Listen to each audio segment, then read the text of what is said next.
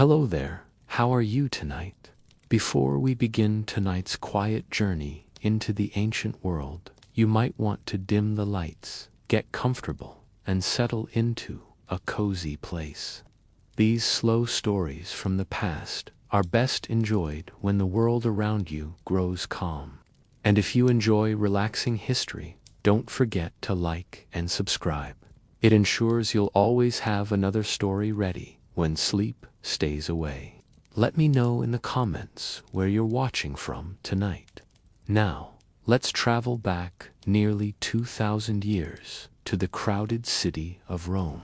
At first glance, life in Rome might seem impressive. Grand marble temples rising proudly above the city, and massive arenas filled with cheering crowds. Busy markets where merchants from across the empire traded exotic goods from distant lands. But behind that image was a very different reality. For ordinary people living in narrow streets and towering apartment buildings, daily life could be unpredictable, uncomfortable, and often surprisingly dangerous. Fires could spread through neighborhoods in a single night.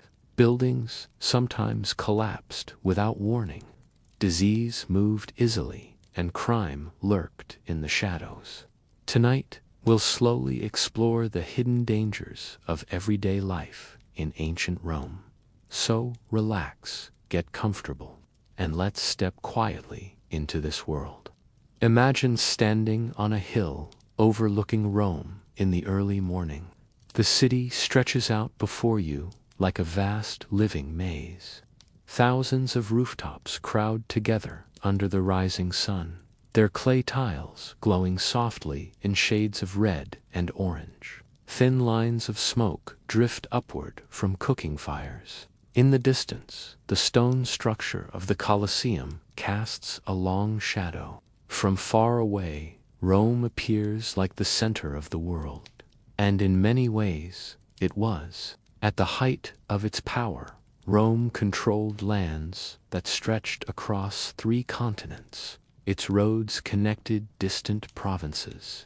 But the true story of Rome was written in the everyday lives of more than 1 million ordinary people who filled the streets.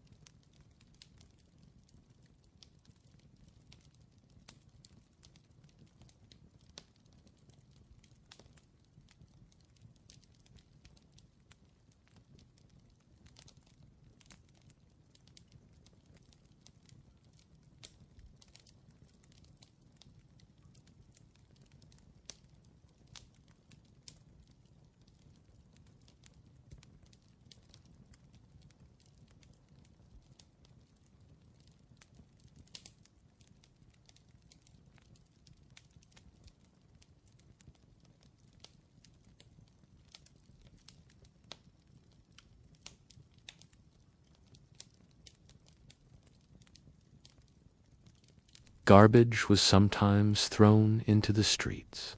Waste flowed through open drains. The smell of the city could change from one corner to the next.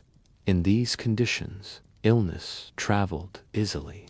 A cough in one apartment might quietly spread to dozens of others.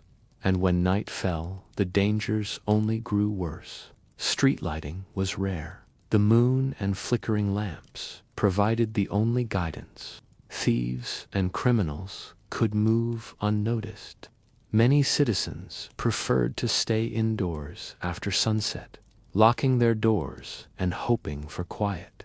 Despite all of this, life in Rome continued. People still filled the markets each morning. Children still played in dusty courtyards. The city never truly stopped breathing. It was a place of incredible achievement, but also constant risk. Wealth and poverty stood side by side. Tonight, as we wander deeper into the ancient capital, We'll discover just how unpredictable daily life in Rome could be. Because tomorrow morning, as the sun rises over the empire's greatest city, you will arrive there yourself, a stranger stepping into the loud, restless heart of ancient Rome. And that is where our journey truly begins. The first thing you notice about Rome is the sound. Long before you see the city itself, the noise begins to reach you. A distant rumble of voices, wooden wheels grinding against stone, animals calling out impatiently, and merchants shouting somewhere beyond the walls.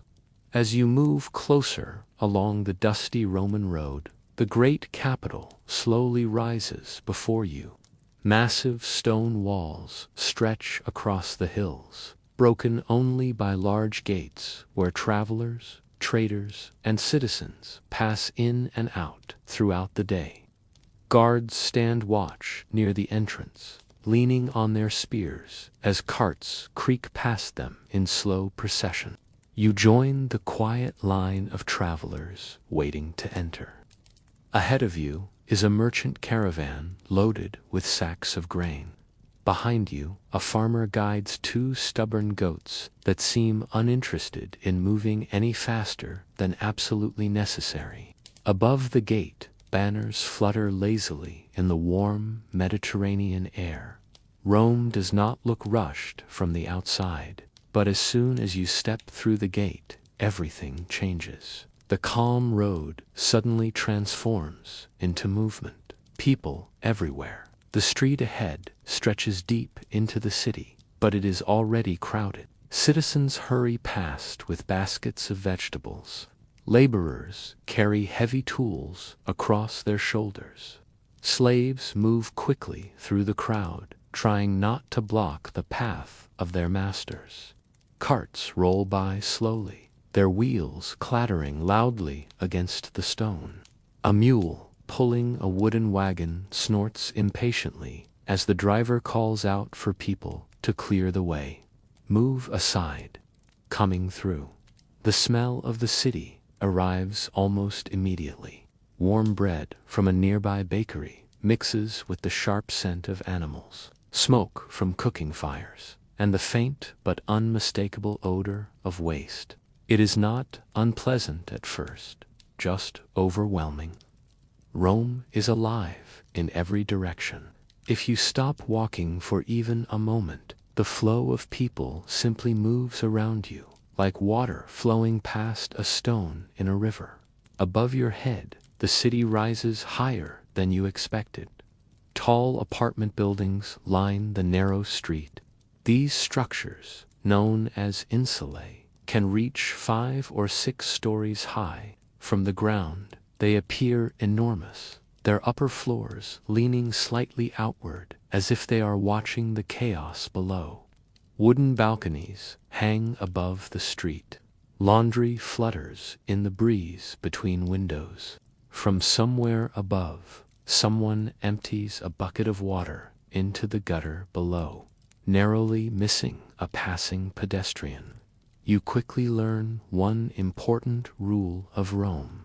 Always watch above you and below you. The road beneath your feet is paved with large stone blocks worn smooth by centuries of carts and footsteps. Between the stones, shallow grooves mark the paths where wagon wheels have carved their way through the city over generations. But the ground is not always clean. Animals share these streets with people. Small stepping stones appear occasionally across the road, allowing pedestrians to cross without stepping directly into the mess. Even with these clever stones, careful walking is required. And still, the crowds continue to grow.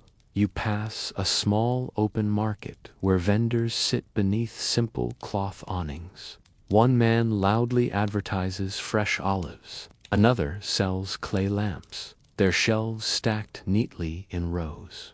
A woman offers baskets of figs, their sweet scent drifting gently through the warm air. Best figs in the city. She calls to passing customers. Not far away, a butcher works carefully at a wooden table, slicing pieces of meat while flies buzz lazily in the afternoon sun. The market is full of color and noise, but also tight with people. Every step requires patience. Somewhere nearby, a group of men argue loudly about politics. Further down the street, a storyteller has gathered a small audience around him as he recounts exaggerated tales of distant lands. In Rome, stories travel almost as quickly as people. Yet beneath the lively atmosphere, there is a quiet tension. The streets are narrow. In many places, two carts cannot pass one another easily. When they try, everything slows to a halt. Drivers shout. Pedestrians squeeze themselves against walls to avoid being struck by heavy wheels. Rome is a city constantly pulling people toward it.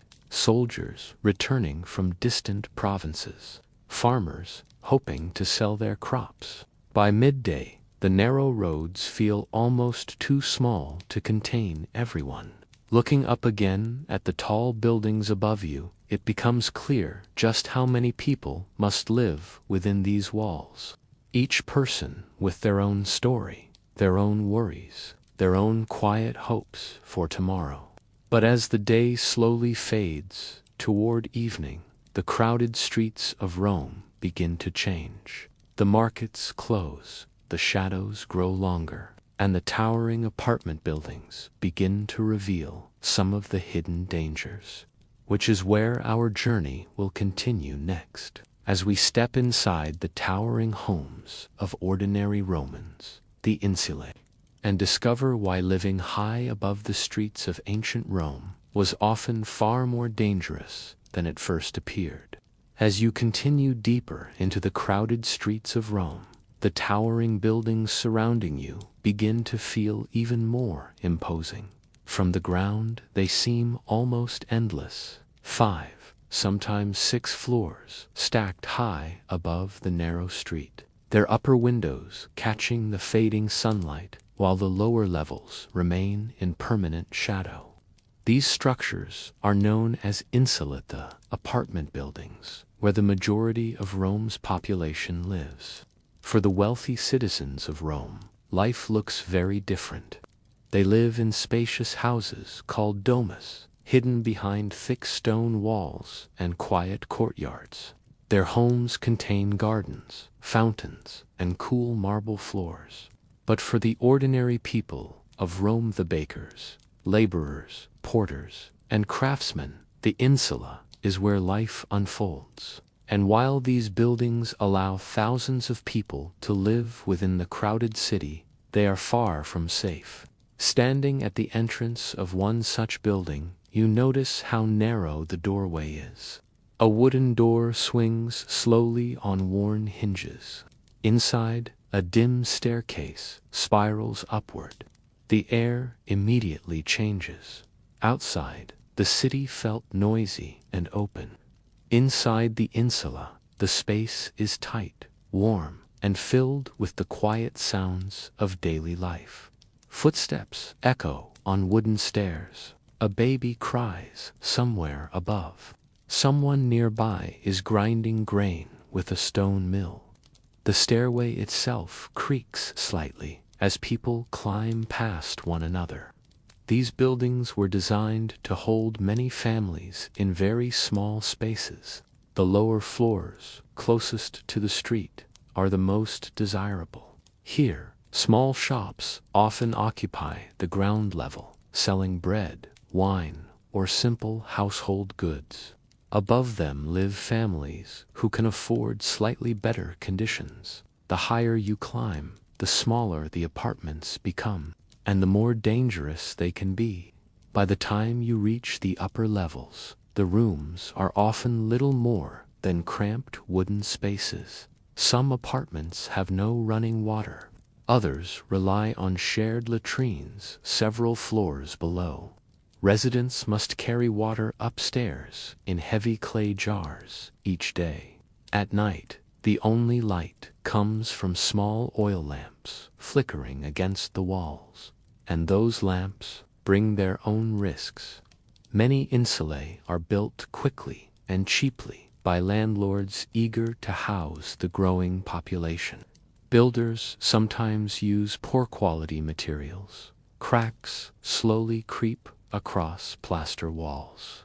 Wooden floors sag slightly beneath the weight of furniture and residents. During heavy rain, water may drip through damaged rooftops onto the floors below. Yet people continue living here because they have little choice. Rome is crowded, and space inside the city walls is limited. As evening approaches, more residents begin returning home from the streets below. You hear tired footsteps climbing the stairs. Doors open and close. Conversations drift through thin walls where neighbors live only a few feet apart. Some families cook simple meals over small braziers. Others sit quietly near the windows, hoping to catch a small breeze drifting through the warm city air. From the upper floors, the view of Rome can actually be quite beautiful. The rooftops stretch endlessly toward the distant hills, and the golden light of sunset reflects off temple domes and marble statues. For a moment, the city looks peaceful, but beneath that calm view, the building itself quietly reminds you of its fragility. A sudden creak echoes through the wooden beams. Someone upstairs shifts a heavy piece of furniture, and the floor responds with a long groan. Residents pause for only a moment. They are used to these sounds. Living inside an insula means accepting a certain level of uncertainty. Most days, nothing happens. Most days, the walls remain standing. But sometimes, they don't. Throughout Rome's history, stories spread of entire apartment buildings collapsing without warning. Perhaps the foundation weakened slowly over time. Perhaps the landlord added too many floors in an attempt to earn more rent. When collapse comes, it can be sudden and terrifying. A loud, cracking sound in the middle of the night, followed by the thunder of falling timber and stone as several floors crash down into the street below. For the families sleeping inside, escape is often impossible. These tragedies happen often enough that Roman writers occasionally complain about them, warning readers about the dangers of living in tall insulae. Yet the buildings continue rising higher. Rome's population keeps growing, and landlords keep building upward. Because in a city where land is precious, height becomes the easiest solution. But the higher these apartments rise above the narrow streets, the greater the risks quietly become. And the buildings themselves are not the only danger waiting in Rome. Because even when the insulae remain standing, another threat constantly lurks among the wooden beams and the crowded kitchens. A threat capable of turning an entire neighborhood into chaos in a single night: fire. And in ancient Rome, fire could spread faster than anyone was prepared for, which is exactly what we'll explore next, when the quiet glow of an evening lamp becomes something far more dangerous. By the time night settles over Rome, the towering apartment buildings begin to fall quiet. Oil lamps glow softly behind narrow windows. Voices drift through thin wooden walls as families settle down. Somewhere below, a tavern still hums with laughter, but higher up in the insulae, the sounds of the city slowly fade. For many residents, night is the only time the crowded building truly rests. Yet even in this quiet moment, the structure around them is never completely still. Wood expands and contracts as the evening air cools. Beams shift under the weight of dozens of families stacked above one another. Inside many of Rome's insulae, The foundations were never designed to support such enormous weight. As the city grew more crowded, landlords often added extra floors to buildings that were already standing. More tenants meant more rent, and more rent meant more profit. But the walls beneath were rarely strengthened. Cracks might begin to form along the interior walls. At first they appear small, no wider than a thin line across the plaster. Residents notice them, of course. Someone might run their fingers across the crack while passing through the room. But repairs cost money, and landlords do not always respond quickly. Days turn into weeks. The crack grows longer. Meanwhile, the building continues, carrying the heavy weight of daily life. Every movement adds a little more strain, and the building remembers. A beam may bend slightly, causing the floor to tilt just enough for objects to slide slowly across the room. People in Rome are used to living close to danger. They sleep beneath ceilings, supported by beams they rarely think about, until the moment those beams finally give way. When a collapse happens, it is rarely graceful. The first sound might be a sharp crack echoing through the stairwell, then another. Floors begin to fall into one another like stacked cards. Timber splinters loudly. Stone and plaster crash downward. From the street below, the noise is terrifying. A cloud of dust exploding into the night air. Neighbors gather quickly, pulling at debris in desperate attempts to reach anyone trapped beneath the collapse. Ancient writers occasionally describe these tragedies, complaining about careless landlords and the dangers of poorly built housing. After such disasters, the city often clears the rubble and rebuilds quickly. Rome cannot afford empty space. For the people of Rome, risk is simply part of daily existence. Perhaps you begin to understand why some Romans prefer living on the lower floors, even if the rent is higher. And as dangerous as collapsing buildings may be, there is another threat that frightens the citizens of Rome even more. When that flame escapes its place, it can spread faster than the city itself can react. To the nights when the sky above Rome glows red, and entire neighborhoods hold their breath as flames race through the city. In a city as crowded and restless as Rome, fire is never far away. It begins, more often than not, with something small. A single oil lamp flickering beside a wooden wall. A cooking flame burning beneath a pot in a cramped kitchen. A forgotten candle slowly melting beside a window where the night breeze quietly moves the curtain. At first, no one notices. Inside the insulae, residents are busy finishing their evening routines. Families eat their last meals. Workers stretch their tired limbs after hours in the markets. But in one quiet corner of a crowded building, the flame grows. Perhaps a cloth catches fire. Perhaps dry wood simply ignites. Within seconds, the small flame begins climbing the wall. Inside Rome's apartment buildings, wood is everywhere: support beams, floors, and staircases. Fire does not struggle to find something to burn.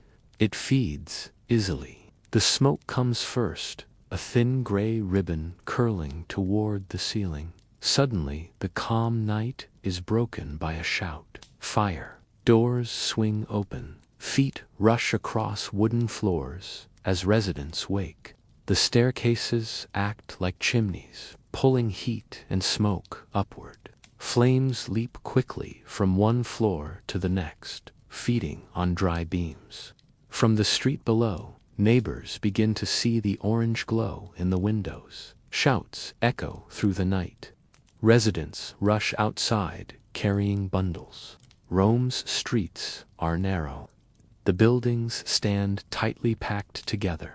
When flames leap from one rooftop to another, the fire begins to travel. In response, Rome created the vigils. These men patrol at night, watching for smoke. They rush toward it, carrying buckets, hooks, and primitive pumps. Water must be carried from nearby fountains. Crowds of frightened citizens block the narrow streets, making it harder to reach the burning building. Sometimes the fire is already too large. In those moments, firefighters must begin tearing down nearby buildings in order to stop the flames from spreading. History remembers one disaster in particular, the Great Fire during the reign of Emperor Nero. 4 days, flames consumed entire districts of Rome. For ordinary citizens, memories never disappear. Even on quiet nights, the faint smell of smoke drifting through the streets can cause people to pause. Because in a city built from wood and cloth, a single spark can change everything. But the streets below hold dangers of their own. Join us as we step back into the crowded streets and discover how chaotic, simple travel through Rome could become. When morning returns to Rome, the city wakes quickly. Sunlight begins creeping over the tiled rooftops, slipping down the tall walls of the insulae and slowly reaching the streets below. One by one, wooden shutters open across the neighborhood. Bakers light their ovens. Merchants arrange baskets of fruit outside their small shops. For a brief moment, the streets feel almost peaceful. But that calm rarely lasts long, because as the day truly begins, Rome fills with movement once again. From every direction, people pour into the narrow roads. Workers hurry toward construction sites or workshops. Slaves carry water jars balanced carefully on their shoulders. Vendors push small carts filled with vegetables, fish, and bread toward the busy markets. Soon the quiet street transforms into something far more crowded. You quickly discover that walking through Rome requires patience. The roads themselves were laid centuries earlier, when the population of the city was much smaller. Now, with hundreds of thousands of people living inside the walls, those same streets must somehow carry far more traffic than they were ever designed to handle. And traffic in ancient Rome is not limited to people. Carts are everywhere. Heavy wooden wagons creak slowly across the stone pavement, pulled by stubborn mules or powerful oxen. These vehicles carry everything the city needs to survive: grain from distant farms, wine from the countryside, marble blocks for new buildings. The wheels of these carts are thick and solid. As they roll, they produce a constant grinding sound that echoes between the tall buildings. Clatter, clatter, clatter. Drivers shout commands to their animals. Pedestrians step quickly aside. In some areas of the city, the streets are so narrow that only one cart can pass at a time. When 2 wagons approach from opposite directions, everything slows to a frustrating halt. Drivers argue loudly. Animals snort and stamp their hooves. People waiting behind the blocked carts begin to complain. Eventually, one driver must guide his wagon backward until a small opening appears along the street. Only then can the other cart squeeze past, its wooden wheels brushing dangerously close to the walls. For anyone walking through the city, these moments require careful attention, because carts are not the only obstacles. Horses trot through the streets carrying messengers, or wealthy citizens riding toward appointments. Donkeys wander patiently beside their owners, loaded with sacks of grain or baskets of olives. Sometimes entire groups of animals move together. A farmer might lead a small herd of goats through the city toward a market stall. And wherever animals go, the streets quickly become less pleasant. Roman roads are paved with large stone blocks. Yet those stones often hide a slippery mixture of mud, water, and animal waste. Walking carelessly can lead to an embarrassing fall. To help pedestrians cross the messier parts of the street, large stepping stones appear in certain places. These raised blocks allow people to walk across the road without stepping directly into the filth below. They are clever solutions, but they also create new challenges because carts must still pass between them. Drivers carefully guide their wheels through the narrow gaps, sometimes with only inches to spare. Standing near these stones can feel surprisingly dangerous. A distracted driver might push a cart too close, leaving pedestrians scrambling. Yet, despite all this chaos, the flow of the city never truly stops. Rome depends on these crowded streets. Every loaf of bread, every jar of olive oil, every building stone must travel through them before reaching its destination. By midday, the noise becomes overwhelming. Metal tools strike against stone from nearby construction sites. Vendors shout loudly to attract customers. Animals call out impatiently as drivers struggle to guide them through the crowd. Even conversations must compete with the constant roar of activity. The famous Roman writer Juvenal once complained that the city was so loud at night that sleep became nearly impossible. But during the day, the streets are even louder. And still, there is another hidden danger within this daily chaos. Because when so many people move through narrow streets filled with carts and animals, accidents are inevitable. A cartwheel might strike an unaware pedestrian. A frightened horse could suddenly bolt through the crowd, or a heavy wagon might lose control while rolling downhill on the smooth stone pavement. For those living in Rome, simple travel across the city is rarely peaceful. It requires alert eyes, quick reactions, and sometimes luck. And as the sun begins to sink lower in the sky, the streets slowly begin to change once again. The busiest carts disappear first. Roman law actually restricts heavy wagons from traveling during daylight hours in many areas, forcing them to move mostly at night, which means that when darkness finally falls, the sounds of carts may actually grow louder. But night brings different dangers as well, because once the sunlight disappears from Rome's narrow streets, the shadows grow deeper. And not everyone walking through those shadows has peaceful intentions, which is exactly where our quiet journey through ancient Rome continues next. When the city, after dark, reveals a far more uncertain side of itself. As the sun slowly disappears behind the distant hills, the city of Rome begins another quiet transformation. The noise of the markets fades first. Vendors pack away their baskets of fruit and vegetables. Wooden shutters close over small shops along the street. Families prepare their evening meals inside crowded apartments. The smell of cooked food drifts through the air. For a short while, the city feels calmer. But night in Rome does not bring the peaceful silence many modern cities enjoy. Instead, the streets begin to change in a different way. Because once darkness settles between the tall buildings, the city becomes a place of deep shadows and uncertain corners. Unlike modern streets, ancient Rome has very little public lighting.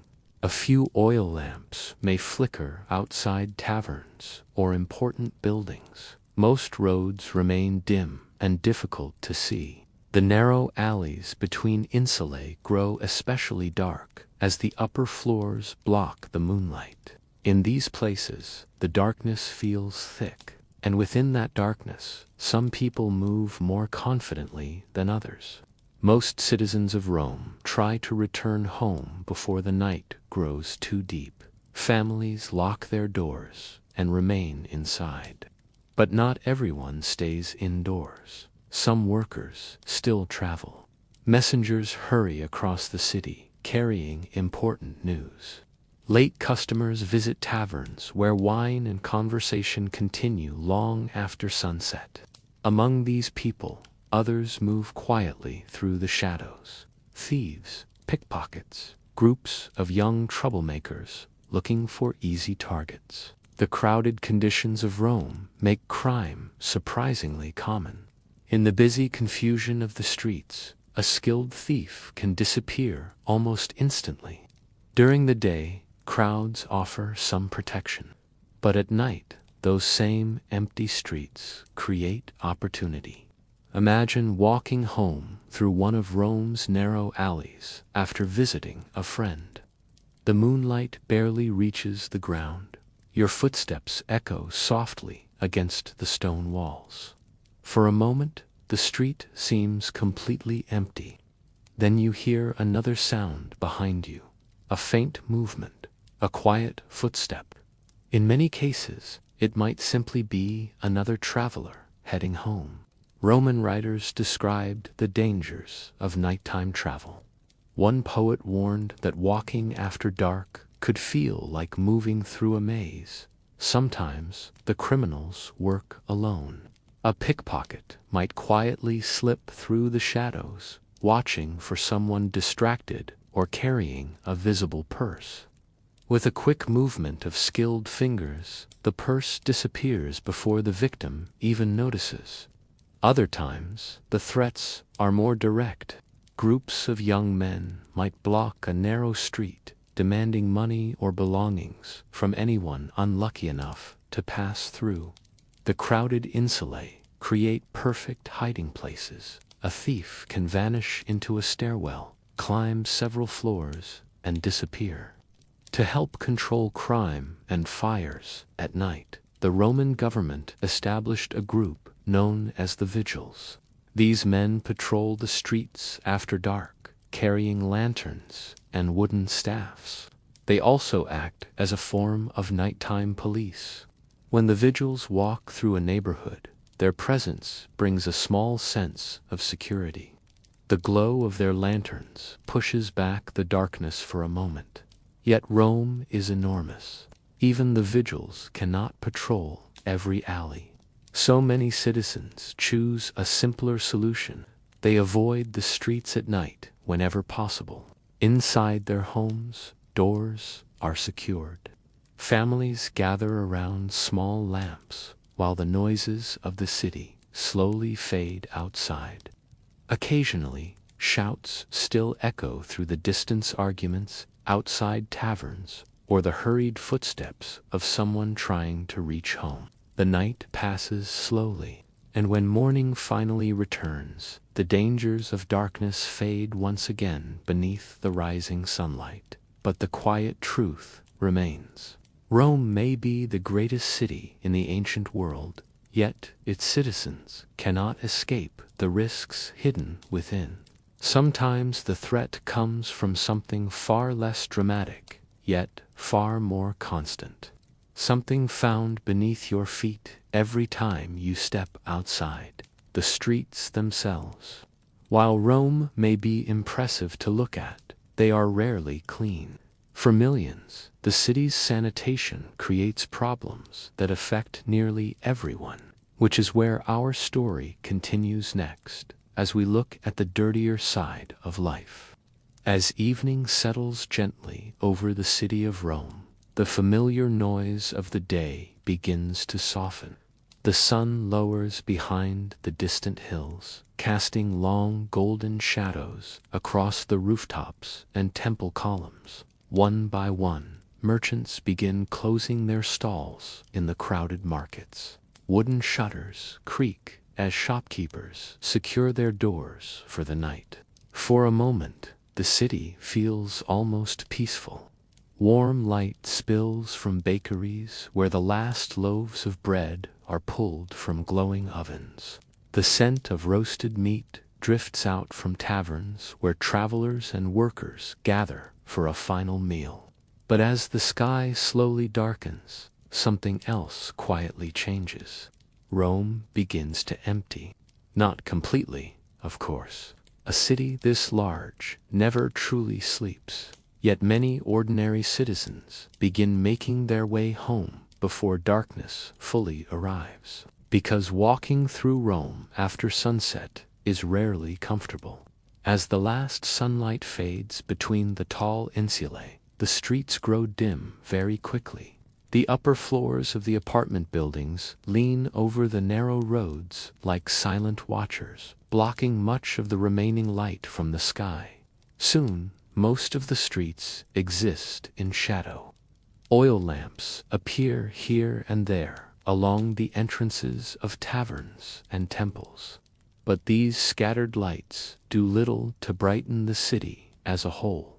Between them stretch long corridors of darkness. If you step into the street at this hour, your eyes must slowly adjust. The familiar buildings look different in the dim light. Doorways appear deeper, alleys seem narrower, and sounds travel differently as well. During the day, the city's constant activity creates a steady roar. But at night, individual sounds stand out more clearly. Footsteps echo against the stone. A distant cart rattles slowly as drivers take advantage of nighttime hours, when traffic laws allow heavier wagons to move through the city. Somewhere in the distance, laughter bursts out from a tavern before fading again. Walking carefully, you notice how uneven the streets feel. Puddles gather in small dips along the road, reflecting the faint glow of nearby lamps. Occasionally, you pass other travelers heading home. A merchant hurries along with a small lantern held close to his chest.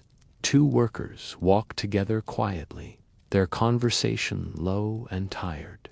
Most people move quickly. No one lingers longer than necessary, because once the night grows deeper, Rome's streets can feel surprisingly uncertain. Part of the danger comes simply from the darkness itself.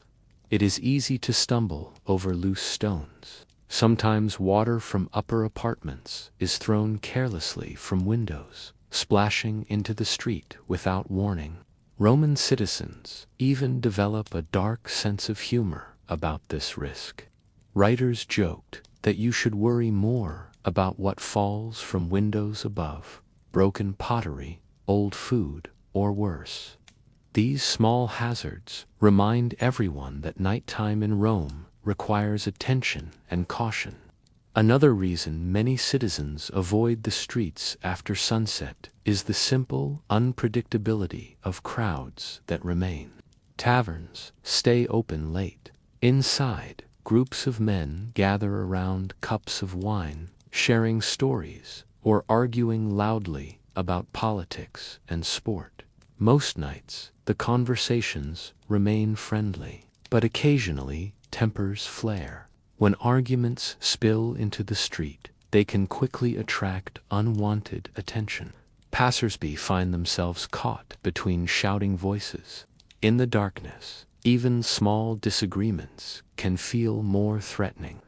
This is why many Romans prefer the safety of their homes. Inside their apartments, the sounds of the city become muffled. Families sit near small oil lamps, finishing their meals or preparing for sleep. Children grow quiet, doors are closed and secured. Outside, the streets continue their slow nighttime rhythm. The patrols of the vigils pass through neighborhoods carrying lanterns. Their presence offers reassurance to anyone still awake. A reminder that someone is watching over the sleeping city, but even they cannot control everything. Rome is simply too large, too crowded, too full of hidden corners and unexpected dangers. And while the darkness brings its own risks, The daylight hours reveal another side of life in this enormous city. Because beneath the movement of carts and crowds, beneath the towering apartment buildings and busy markets, lies a quieter problem. The problem of sanitation, or rather, the lack of it. Because when more than 1 million people live within one city, keeping the streets clean becomes far more difficult than anyone might expect. And tomorrow morning, when the first sunlight returns to Rome's narrow roads, you will begin to see exactly what that means. When the sun rises once again over Rome, the city slowly returns to life. Morning light spreads across the rooftops, warming the clay tiles and slowly reaching the narrow streets below. Shopkeepers unlock their doors. Bakers begin preparing fresh loaves of bread. Vendors push their small carts into the marketplaces, where another busy day will soon unfold. At first glance, everything appears normal, but as the city wakes, another reality becomes impossible to ignore. The streets of Rome are rarely clean. In a city where hundreds of thousands of people live within tight walls, waste becomes an everyday problem.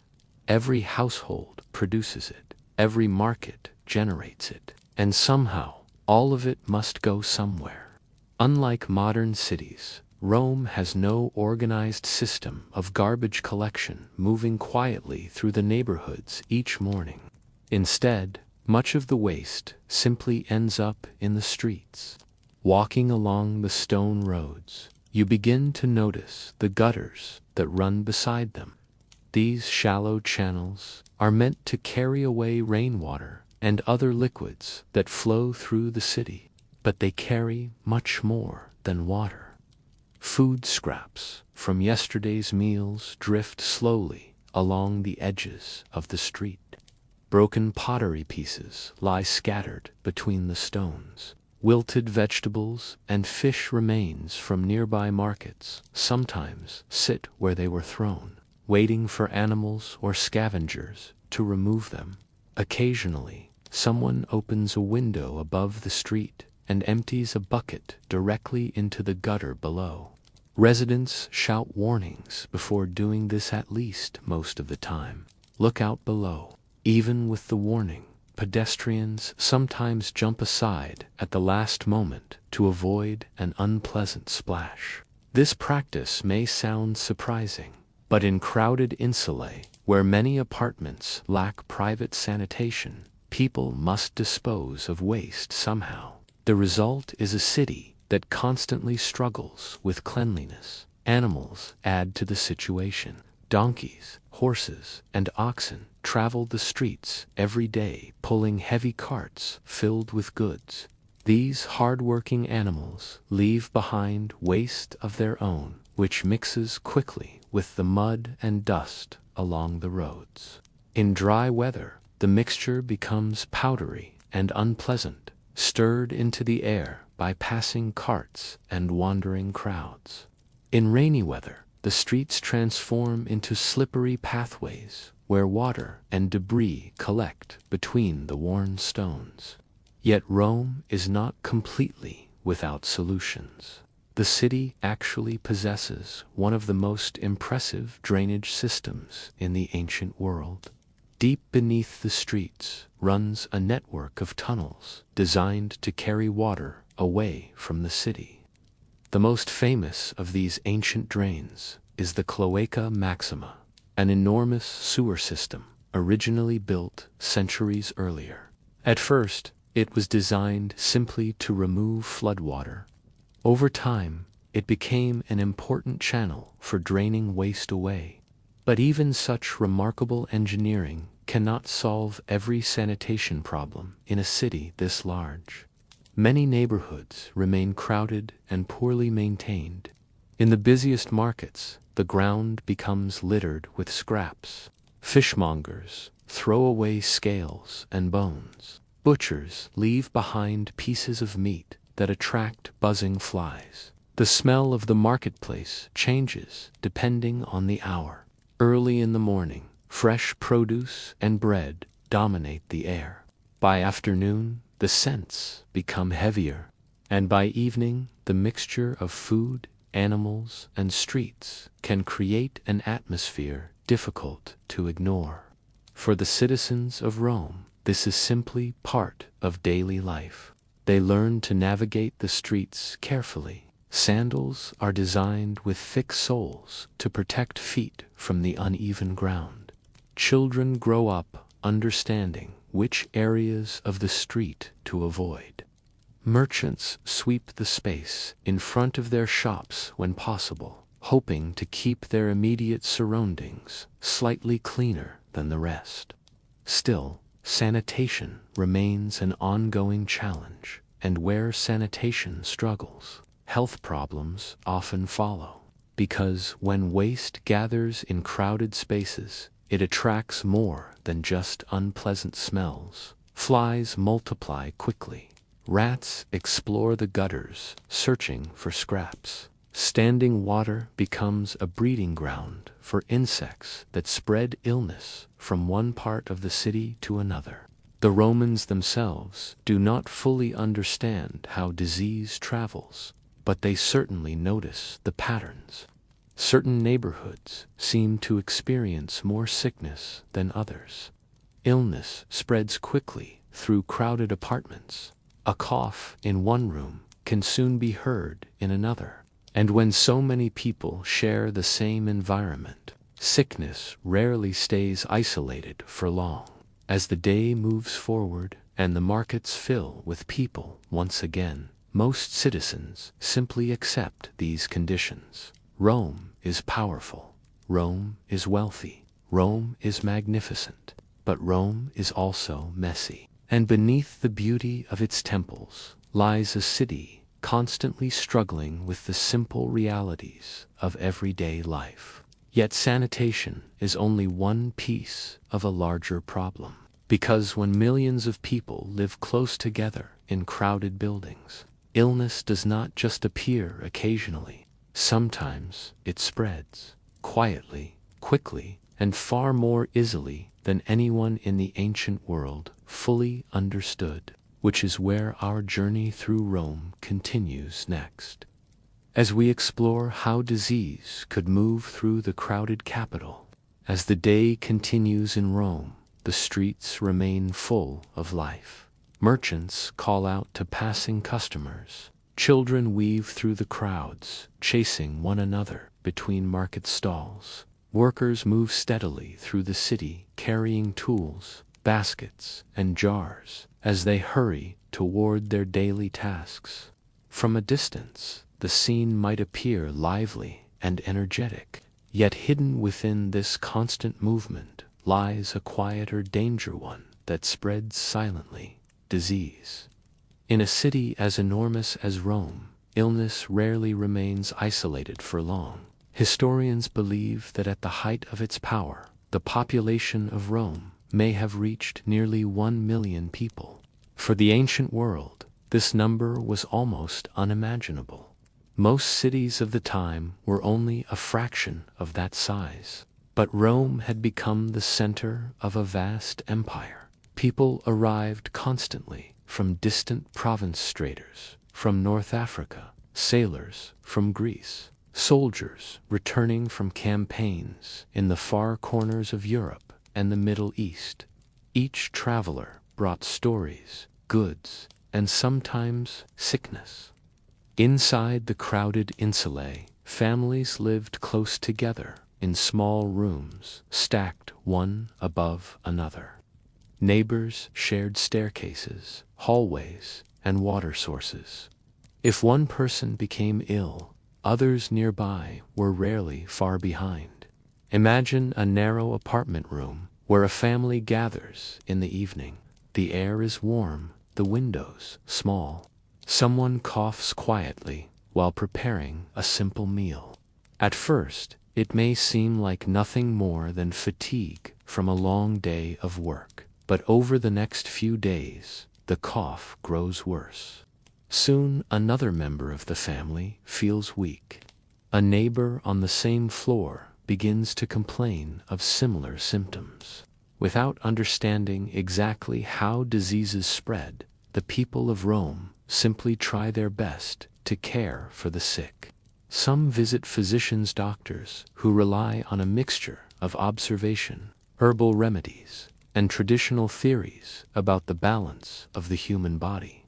Roman medicine is surprisingly advanced for its time in some ways, but it still lacks knowledge about bacteria or viruses. Doctors might recommend rest, special diets, or medicinal plants. Sometimes these treatments help. Other times, the illness continues to spread. In crowded districts where sanitation is poor and fresh air is limited, sickness can move quickly. The same narrow streets that bring life and trade into the city also allow disease to travel easily between neighborhoods. Markets become gathering places, not just for goods, but for germs carried unknowingly by the thousands of people who passed through them. Even public spaces designed for relaxation can contribute to the problem. Rome's famous bathhouses attract enormous crowds of visitors each afternoon. Hundreds of people share the warm pools and steam rooms, enjoying conversation and comfort after the day's work. But when one visitor carries illness, many others may leave with it as well. Throughout Roman history, several major epidemics swept through the empire. One of the most devastating occurred during the reign of Marcus Aurelius. This outbreak, known today as the Antonine Plague, spread rapidly. Ancient sources describe widespread sickness, high fevers, and thousands of deaths across the empire. In a city as crowded as Rome, such outbreaks could feel overwhelming. Funeral processions moved slowly through the streets. Families mourned loved ones, while physicians struggled to understand the mysterious illness. And yet, even during difficult times, the city continued moving forward. Markets still opened. Workshops continued producing goods. Life carried on because it had to. For the ordinary citizen, avoiding illness completely was almost impossible. A single cough or fever might simply be accepted as another risk of living inside the empire's greatest city. Over time, Romans developed small habits that offered some protection. Public baths, for example, encouraged regular washing. Aqueducts brought fresh water from distant mountains into the city, supplying fountains where citizens could collect drinking water. These systems helped improve hygiene in many parts of Rome, but they were not perfect solutions. In poorer neighborhoods, especially, overcrowding remained a constant challenge. As evening slowly approaches again, the busy markets begin to thin out. Merchants pack away their goods. The city seems calm once more. Yet beneath that calm, the invisible movement of illness continues quietly. Most days, people recover. Most days, the city wakes again with the rising sun. But the possibility of sickness is never far away. Because when so many lives intersect within one crowded place, the health of the entire city becomes fragile. And illness is not the only hidden danger connected to daily survival in Rome. Even something as simple as drinking water can sometimes bring unexpected problems of its own, which is exactly where our journey continues next, as we explore the surprising risks hidden within the water of the ancient capital. Water, it is essential to life, yet in the crowded streets of Rome, it can also carry unseen danger. From the distant hills, aqueducts bring fresh water flowing steadily into the city.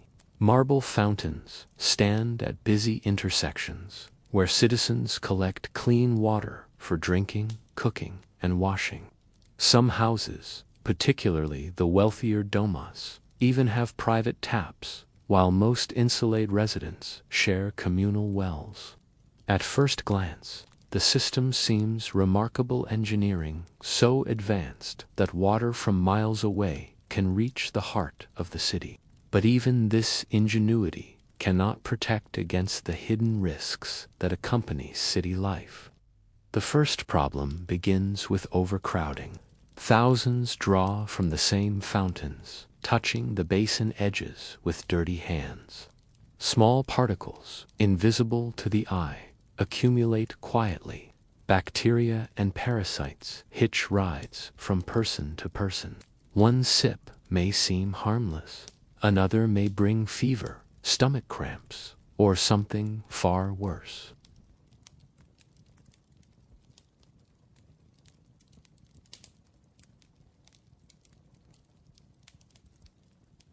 Heavy rain sometimes washes debris into fountains. In some neighborhoods, sediment slowly gathers in the basins. Some residents attempt to purify their water using boiling or settling, but many do not understand the dangers. Imagine a crowded apartment building. Families draw water for the day from a shared fountain just outside the insula. Children play near the basin while someone fills a large clay jar. All seems routine, but inside one jar, unseen to the eye, a tiny contamination has taken hold. By the time the water reaches the kitchen, it has already begun its quiet work, spreading illness to anyone who drinks it. In certain seasons, disease becomes more prevalent. Hot weather encourages the growth of bacteria. Sudden rainfall carries new contaminants into the city. The risk grows for the poor, who rely entirely on public sources. Even fountains in wealthier areas cannot guarantee safety. Lead-lined channels carry water through the city. Romans do not yet understand the effects of lead, but symptoms like fatigue and headaches are absorbed into daily life. Yet, despite these risks, water remains essential. Life in Rome is impossible without it. Families collect it daily, laborers quench their thirst, and merchants keep their stalls stocked. This constant need creates a delicate balance. Each sip carries life, but sometimes also danger. Citizens do their best to manage these hazards. They carefully select their water source and avoid drinking stagnant water. But in a city as massive and crowded as Rome, complete safety is impossible. As night falls, citizens close their doors, hoping that today's water has caused no harm. They are unaware of the invisible dangers that may be spreading quietly through their neighborhoods. And even when water itself seems safe, the food on the market stalls presents another challenge. A problem that, if ignored, can turn a simple meal into a source of illness. Which is where our journey continues next, as we explore the hidden risks in the bustling food markets of ancient Rome. As dawn spreads across the rooftops of Rome, the city awakens once more. The narrow streets are alive with merchants preparing their stalls. Vibrant colors catch the morning light, piles of olives, bright red apples, fresh loaves of bread, bundles of herbs, and fish glistening with the last remnants of the night. Bakers open ovens, filling the air with the rich scent of freshly baked bread. The markets hum with life as buyers, sellers, and children weaving through the crowds create a constant rhythm of movement and sound. The markets are the heart of the city, essential, energetic, and alive. They provide sustenance for the millions of citizens crammed into insulae and domus alike. But beneath the colorful display and lively chatter lies a hidden risk that the citizens of Rome often cannot see. Food spoils quickly. Without refrigeration or modern storage, perishable goods remain exposed to the sun, the heat of the city, and the thousands of people moving nearby. Fish, meat, and milk, especially in the warm summer months, can become dangerous if consumed too late. Flies buzz relentlessly over the stalls, landing on fresh produce, raw meat, and leftover scraps. Their presence spreads germs from one item to the next. Imagine walking through the market. A fishmonger displays his catch along a small wooden table. A cat prowls nearby, hoping to snatch an unattended morsel. Children brush past the stall, accidentally knocking over a basket of vegetables. Dust, mud, and bits of refuse from the crowded streets mix into the produce. Everything is within reach of hundreds of hands that touch, handle, and examine the goods before purchase. Even fruits and vegetables can carry hidden dangers. They are washed in whatever water is available, sometimes from a nearby fountain, sometimes from a bucket collected hours before. If the water is contaminated, so too are the food items. Bread, a staple for most Romans, presents its own challenges. Bakers often sell the loaves directly from the oven or display them on open tables. Exposure to the air allows mold spores or bacteria to settle, slowly altering the freshness. Many poorer citizens may purchase slightly older bread, unaware that it has begun to ferment or spoil. The wealthy have a slight advantage. They can store food in cooler rooms or underground cellars, protected from sun and pests. But even they are not entirely safe. Transportation from farms or distant regions can take days, and any spoilage along the way may go unnoticed until it reaches the table. These market conditions create a quiet but constant threat. A simple meal, prepared with care, could still bring illness if the ingredients were tainted. Sometimes the results are obvious: nausea, vomiting, or fever after consuming spoiled fish or meat. Other times, the effects are slower and more subtle, weakening individuals over days or weeks without immediate recognition. For the city as a whole, outbreaks of foodborne illness are inevitable. Poor sanitation, crowded living conditions, and limited understanding of hygiene combine to make food markets a potential source of sickness. Yet the Romans do not stop visiting the markets. Life in Rome depends on the constant movement of food and people. Citizens learn to inspect items carefully, rely on trusted vendors, and cook meals thoroughly whenever possible. These small practices reduce but never eliminates the risks inherent in daily life. Despite the danger, the bustling markets remain a place of community, commerce, and survival. They are where the rhythm of the city is most tangible, where the pulse of Roman life beats strongest. But as essential as these markets are, survival requires more than simply navigating food safely. Daily labor, construction, and other occupations carry risks of their own, work that can be physically exhausting and surprisingly dangerous. And it is this world of labor, sweat, and risk that we explore next, in the daily lives of ordinary Romans facing dangerous jobs just to survive. In the crowded streets of Rome, survival is not only about navigating narrow roads, spoiled food, or contaminated water. It is also about labor. For the ordinary citizens of Rome, work is rarely comfortable, and it is almost never safe. From sunrise to sunset, people perform tasks that demand strength, precision, and endurance, often in dangerous conditions. Construction is one of the most perilous occupations. The towering insulae, aqueducts, and grand temples all require thousands of laborers.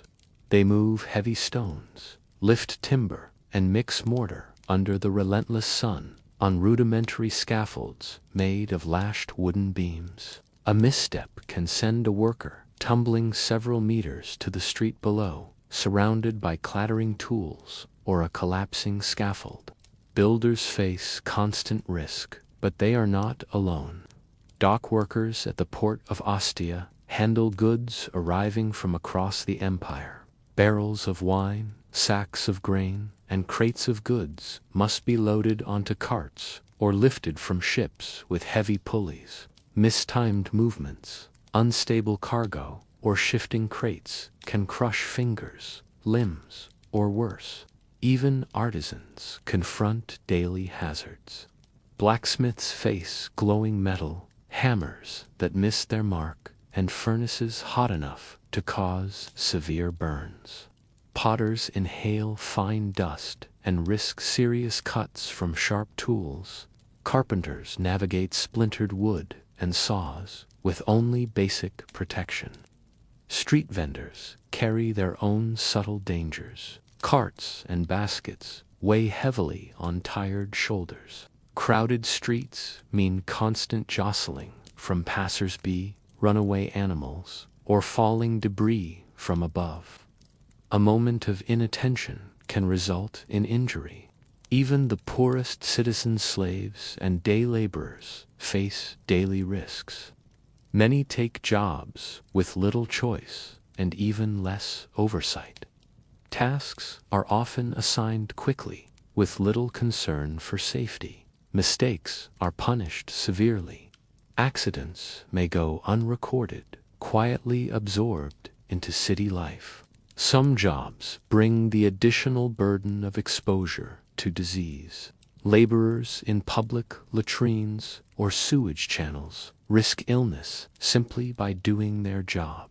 They carry waste away and handle materials no one else wishes to touch. Their work is vital, yet invisible and unnoticed by the privileged. Despite these hazards, the laborers of Rome persist. Their effort underpins the city's growth, allowing monumental buildings to rise and marketplaces to flourish. Without their work, the city would not survive, let alone thrive. Yet every day carries a quiet tension. The collapse of a scaffold or a fall from a rooftop could instantly change a family's fortune. For workers, awareness of these dangers becomes instinctive. Each movement is measured, each step calculated. Yet even the most careful laborer cannot predict every risk. As the sun begins to set and workers return home, exhausted and dusty, the city takes on a new rhythm. Their labor does not end completely. Some must prepare for night shifts, unloading goods from later arriving ships or carrying water. Still, the majority retreat to their homes, where the dangers of labor give way to other, quieter threats that await in the dark. The lives of ordinary Romans are defined by constant effort work that sustains the city and keeps the empire moving forward. Yet each day reminds them that survival is not guaranteed, even for those who perform the most essential tasks. Which leads us next into a closer look at life for the poorest residents, those living in crowded slums, where every day is a delicate balance. In the heart of Rome, far from the grandeur of marble temples and wide avenues, lie the crowded slums where the city's poorest residents live. These neighborhoods, often called insulae, are packed tightly with people, families stacked one above another, rising in structures that scrape the sky. Life here is cramped, noisy, and filled with challenges, invisible to the wealthier citizens strolling through the forum. The first thing one notices is the density. Narrow staircases twist upward, barely wide enough for two people to pass each other. Hallways are dim, lit only by small oil lamps or the occasional shaft of sunlight filtering through a window. Rooms are tiny, sometimes no larger than a single bed, and they are shared by entire families. Children sleep next to parents, and neighbors share walls thin enough that conversations and arguments are overheard even through the night.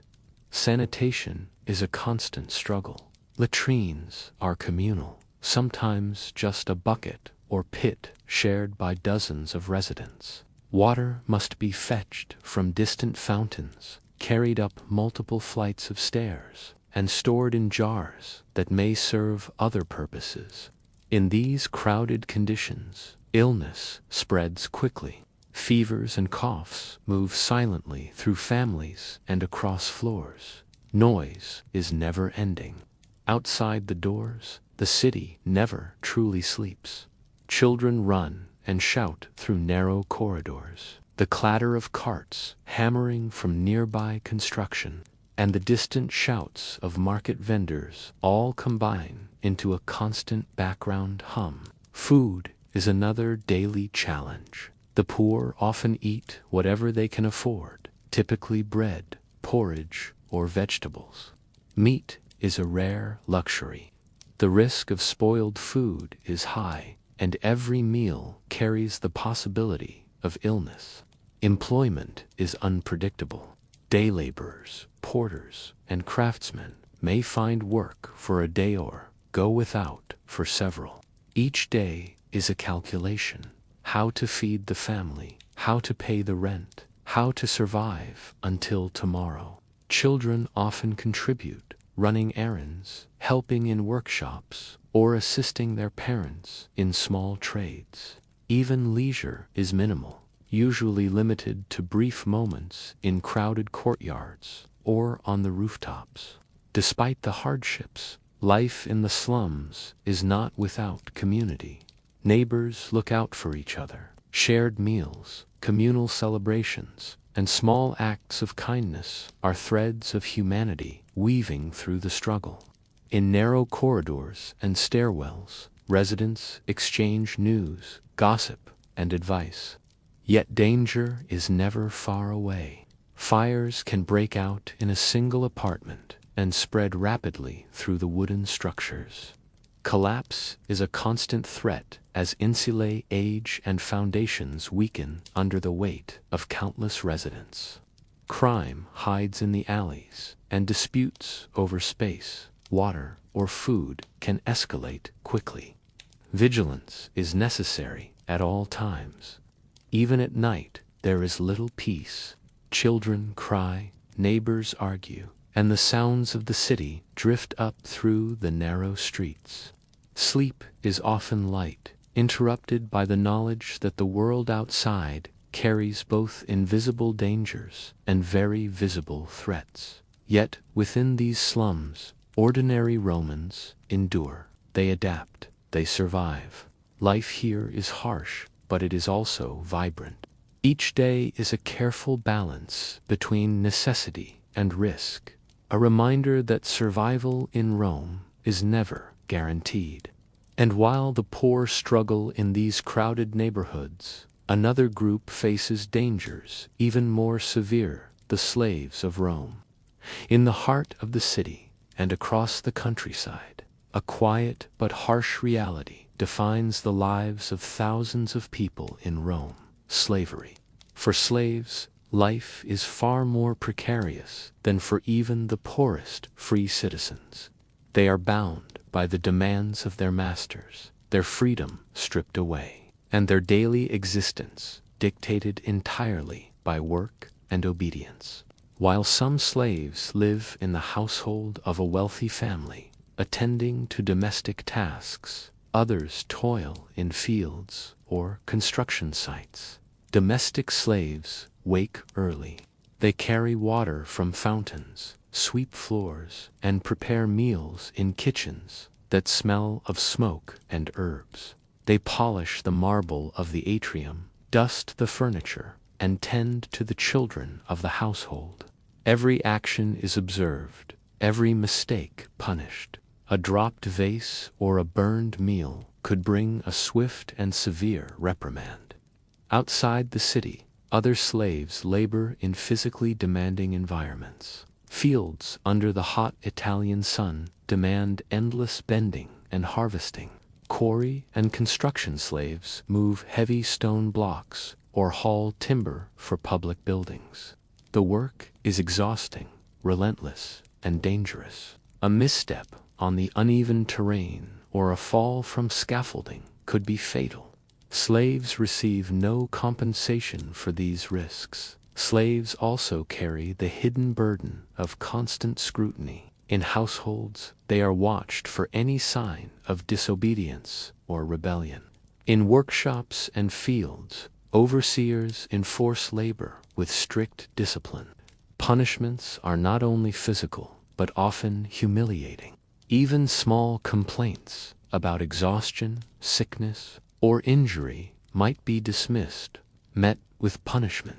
Yet despite these hardships, some slaves find ways to navigate their difficult existence. Skilled slaves, those trained in crafts, literacy, or specialized labor can gain a small measure of respect or autonomy.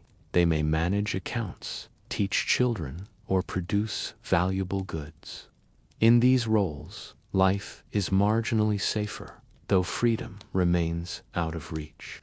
Still, danger follows them wherever they go. Disease spreads easily among crowded slave quarters, particularly when sharing a single room. Food may be meager, often scraps left over from the household's table. Sanitation is poor, and exhaustion is constant. Every day is a test of endurance. Even in cases of relative comfort, the psychological toll is immense. Slaves rarely control their own movements or choices. They witness the privileges of free citizens while enduring grueling labor. The knowledge that escape is nearly impossible and that their bodies belong to another person weighs heavily. Yet within this oppressive reality, slaves develop subtle strategies for survival.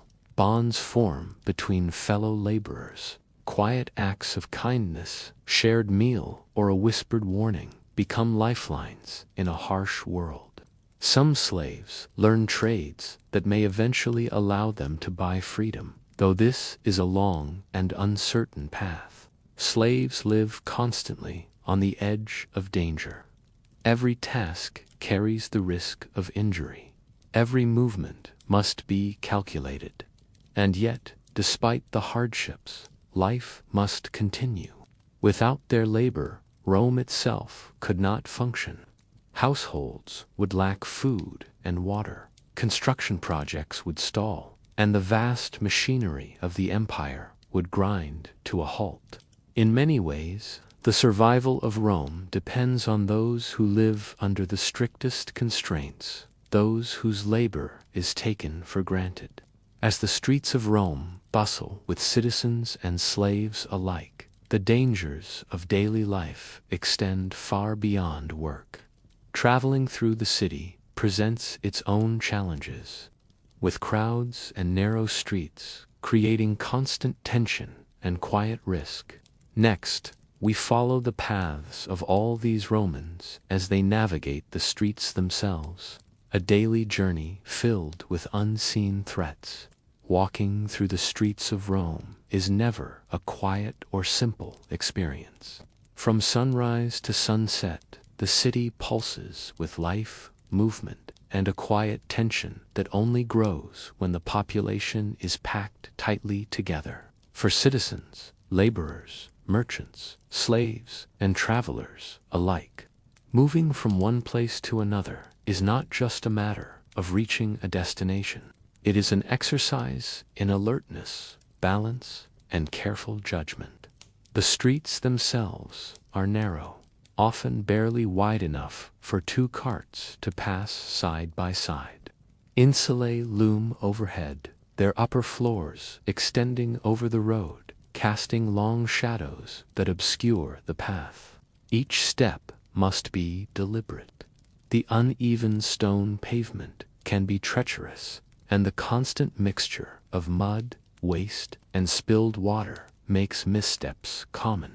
A careless step might send a pedestrian slipping, or worse, tumbling beneath the wheels of a passing cart. Traffic is unpredictable. Wagons creak and groan as oxen or mules pull them along the crowded streets. The wheels grind against the stones, echoing off the tall walls and creating an almost constant clatter. Drivers shout commands to their animals, attempting to navigate the chaos while avoiding collisions with pedestrians or other carts. A moment of inattention can result in bruises, broken limbs, or serious injury. Horses carry riders or messages swiftly through the crowd, their hooves striking sparks from the stone streets. Donkeys, stubborn and slow, weave through pedestrians, often stopping without warning. Children dart across the street, chasing one another, completely unaware of the dangers surrounding them. Animals, carts, and humans all share the same narrow path, creating a constant tension that never fully disappears. Crowds form in front of shops and markets. Merchants call out loudly to attract attention, their voices competing with the clatter of wagons and the neighing of animals. Passers-by must navigate between baskets of fruit, barrels of oil, and fish laid out on tables, all while avoiding debris and waste. Travel at night adds another layer of danger. Street lighting is minimal, provided only by small oil lamps scattered across the city. Shadows stretch across the alleys, hiding potential hazards or opportunistic thieves. Citizens are cautious, walking quickly, keeping their belongings close, and avoiding areas they perceive as unsafe. Even the patrolling vigils, tasked with preventing fires and crime, cannot cover every dark corner. Yet movement through the streets is essential. Families fetch water, workers travel to construction sites, and merchants deliver goods. Every day, millions of Romans traverse these narrow roads, carrying with them both hope and risk. Survival often depends not only on speed and agility, but also on careful observation and an instinctive understanding of the city's rhythms. Over time, residents learn to anticipate certain patterns. Morning brings busy merchants and street laborers. Midday is filled with the sounds of carts and bustling markets. Evening sees the return of families heading home, while night brings quieter, but no less dangerous, movement.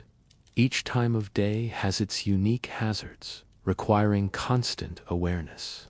Even a short walk can become an adventure or a trial. A miscalculated step or a panicked animal could result in injury or delay.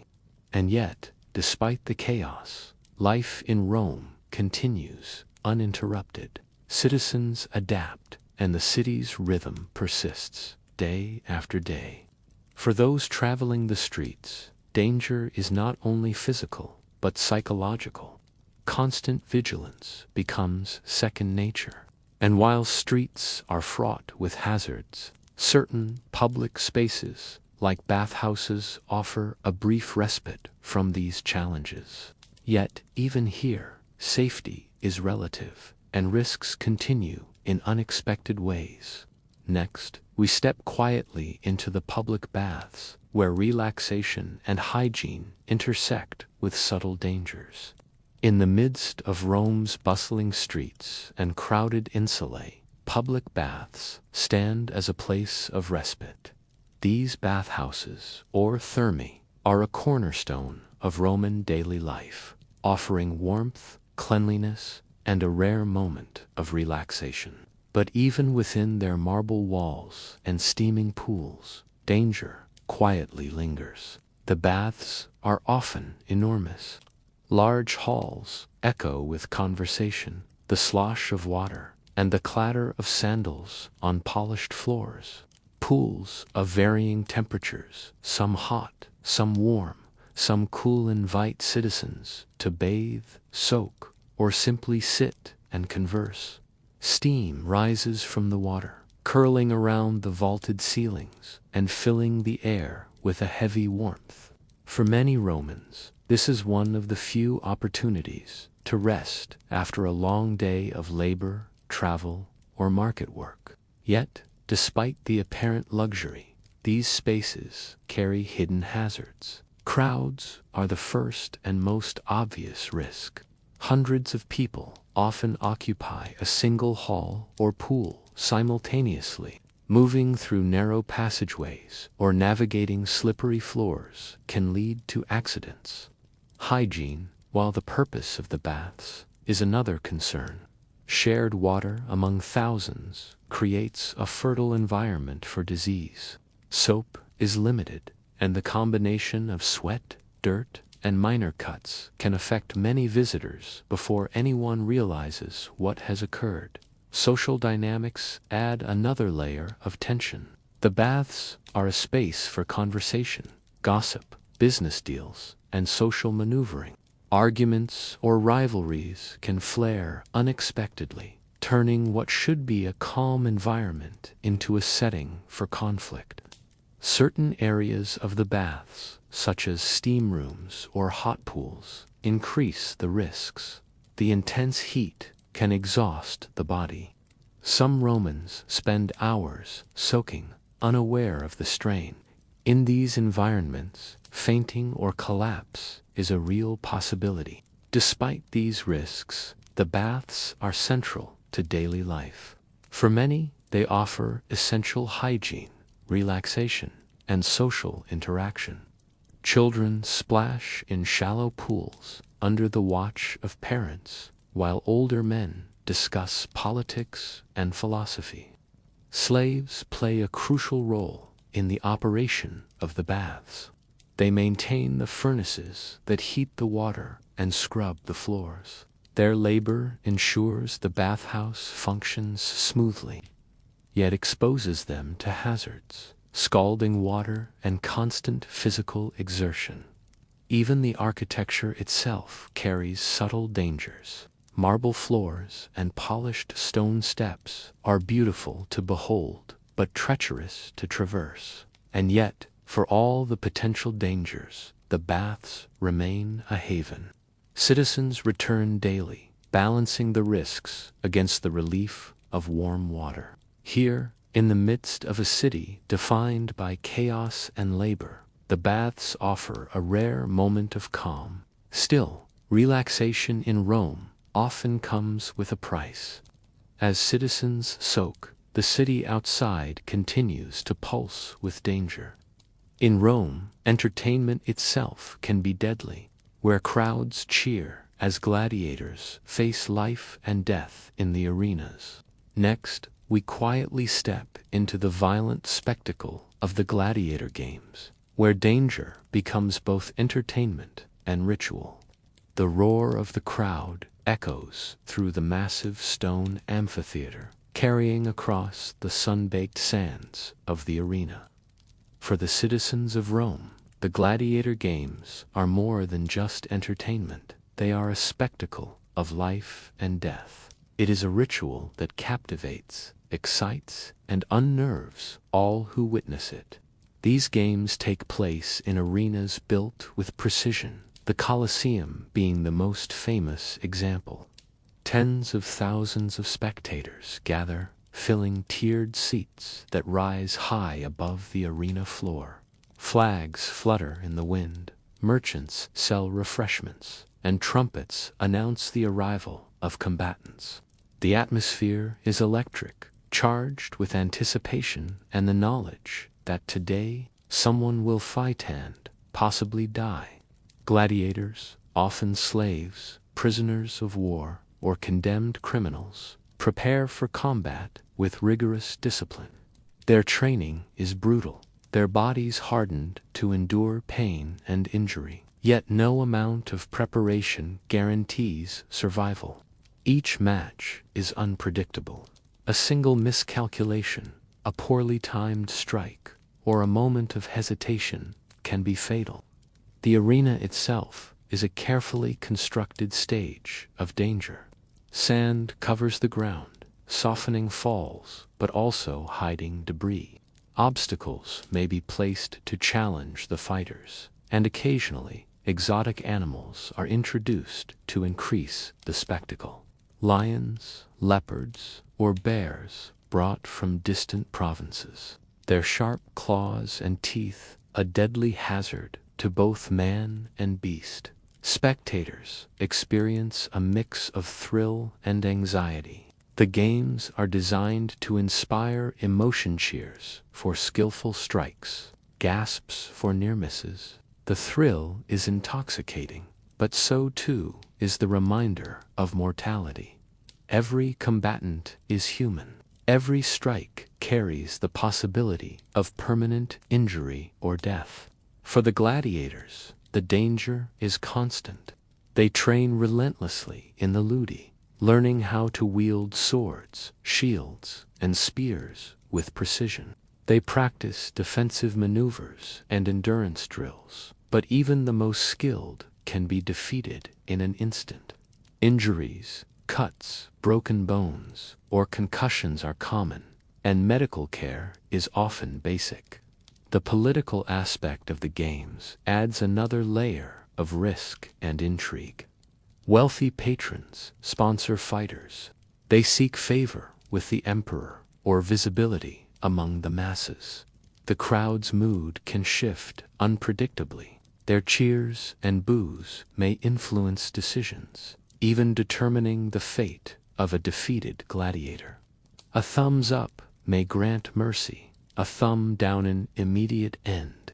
Beyond the physical danger, gladiators face psychological pressures as well. The knowledge that every fight could be their last hangs over them constantly. Families of free citizens watch. There is a silent acknowledgement that the entertainment they enjoy comes at the ultimate cost for someone else. Even outside the arena, the presence of violent spectacle shapes the city's rhythm. News of victories, injuries, and deaths spreads quickly. Citizens discuss tactics and favorite fighters, and yet, for all the danger and cruelty, the games are central to Roman identity. But the dangers of life in Rome are not confined to controlled arenas. Beyond the excitement, tensions simmer in the streets. Next, we explore the volatile political conflicts and public upheavals that can transform the city into a stage of chaos. Beneath the grandeur of temples, the arches of triumph, and the bustling markets, another current flows quietly through Rome, one that can erupt without warning, bringing chaos to the streets. Political conflict is not an abstract notion here. It is a living, breathing danger that touches every citizen, from the wealthiest patrician to the poorest laborer. Rome's government, a complex web of senators, magistrates, and emperors, wields immense influence, and the city is the stage upon which power is constantly negotiated. Decisions in the forum, proclamations from the Senate, or the whims of a powerful magistrate can alter the daily lives of thousands. Public opinion is a potent force, and the city thrives on attention, debate, and sometimes confrontation. Yet, with power comes tension. Citizens gather in forums, heated discussions sparking quickly into verbal disputes. What begins as disagreement can escalate when large crowds form, fueled by rumor, ambition, or anger. The densely packed streets amplify tension, and movement through the city can become dangerous when political unrest spreads. Riots are unpredictable. One day, a small protest against a tax or policy may start quietly in a narrow street or near a marketplace. Soon, voices grow louder, banners rise, and crowds swell, spilling over into adjacent streets. Merchants close their shops, fearing damage to property. Workers pause in mid-task, uncertain whether to flee or stay. Soldiers, or the vigils may arrive, attempting to maintain order, but their presence can also ignite further anger. Sometimes unrest is deliberate. Factions supporting rival politicians, or even gladiators and veterans returning from campaigns, can stir the crowds. Violence is often a tool for influence, and citizens quickly learn that visibility in a riot carries both danger and opportunity. For ordinary Romans, the risk is real. A careless step into the middle of a growing mob can lead to injury or being swept away. Personal property is rarely safe. Coins, clothing, or food may be stolen or trampled. Even those not participating must remain alert, scanning for openings to escape and avoiding narrow alleys where the pressure of the crowd can be deadly. The unpredictability of political unrest heightens tension in daily life. Citizens may wake to find a major demonstration blocking their path to work, the streets crowded with shouting voices, banners, and armed soldiers. Markets may close, and movement becomes a calculated risk. Yet political conflict is intertwined with culture. Public speeches, debates, and even riots are part of Rome's identity. They provide a sense of participation for some citizens and a warning for others. Survival requires constant awareness, adaptability, and sometimes restraint. For slaves and laborers, the risks are even higher. Masters may command them to stay home or assist in controlling property. Crowds do not discriminate. The chaotic energy of unrest can sweep through any street, affecting anyone in its path. Even as calm returns to the streets after a riot, the memory lingers. The knowledge that unrest can erupt again at any time keeps citizens cautious. Movement through the city is rarely simple, and the shadows of politics create invisible hazards in every corner and in every neighborhood. Rome's political tensions are a reminder that danger is never limited to obvious threats like collapsing buildings or disease. The city itself, alive with ambition, rivalry, and power, pulses with unpredictability. Every citizen moves through a network of forces larger than themselves. And yet, even as political storms pass, another danger silently lurks. Fires, whether accidental or intentional, have the power to destroy entire districts, consuming homes, markets, and lives in a matter of hours. Next, we step into the harrowing stories of fires that have ravaged the city, leaving smoke, ruin, and fear in their wake. The sun dips low over Rome, casting long shadows across the narrow streets and tall insulae. But even as evening arrives, a quiet tension hangs in the air. For centuries, one of the greatest dangers has been fire. Fires in Rome are not mere inconveniences. They are potential disasters capable of consuming entire neighborhoods in hours. The city is dense, with insulae stacked precariously high. One spark or a knocked-over oil lamp can ignite a chain reaction. Imagine a crowded district in the heart of the city. Families live in close quarters, sharing staircases and narrow hallways. A candle falls in a second-floor apartment. The flames catch the wooden beams, climbing upward with frightening speed. Smoke fills the stairwell, choking residents as they scramble toward exits, carrying children and their families' only possessions. Panic spreads as quickly as the fire itself. Neighbors shout warnings, but the thick smoke and intense heat make communication difficult. Some attempt to fight the blaze with buckets of water or wet cloths, but in many cases, these efforts are futile. The fire consumes the materials of the buildings faster than they can be defended. In wealthier districts, Fire brigades, early versions of the vigils, may arrive, equipped with pumps, buckets, and axes. Yet even trained responders struggle against the ferocity of a fully engulfed insula. In poorer neighborhoods, the residents face the fire alone, relying on courage, speed, and a little luck to survive. The aftermath is devastating. Buildings are reduced to charred timbers and smoldering rubble. Streets are coated in ash. Families who escaped may return to find their homes and livelihoods gone. Markets collapse and shops vanish. For the poor, a fire can be catastrophic, erasing everything they have struggled to build. Sometimes, fires start accidentally.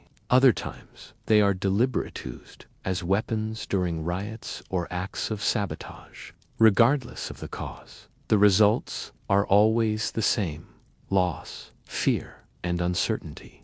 Yet life in Rome continues. The city is resilient.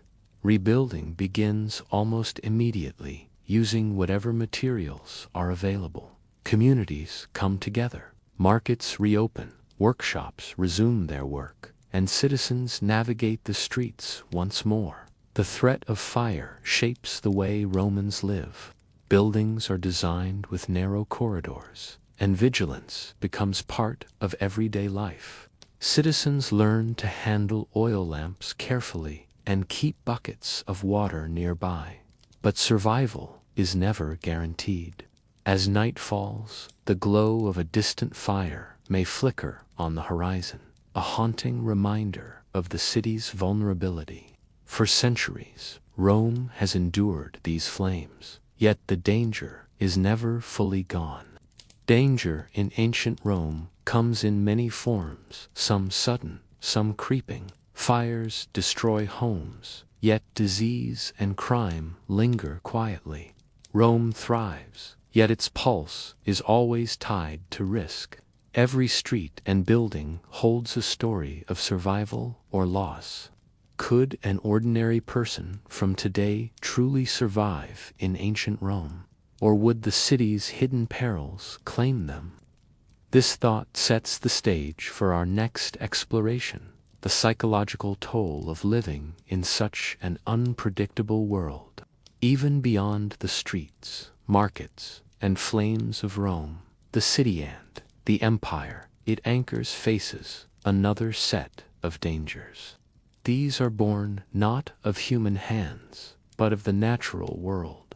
Earthquakes, storms, floods, and other forces remind Romans of their vulnerability. Earthquakes are perhaps the most unpredictable of these threats. Tremors have occasionally shaken the city, rattling insulae, temples, and aqueducts. Citizens would wake suddenly in the middle of the night, unsure whether the ground itself had turned against them. Wooden beams groan and tiles fall. In a city so densely packed, even a moderate tremor can create chaos. People stumble down staircases, and structural collapse is a lingering danger.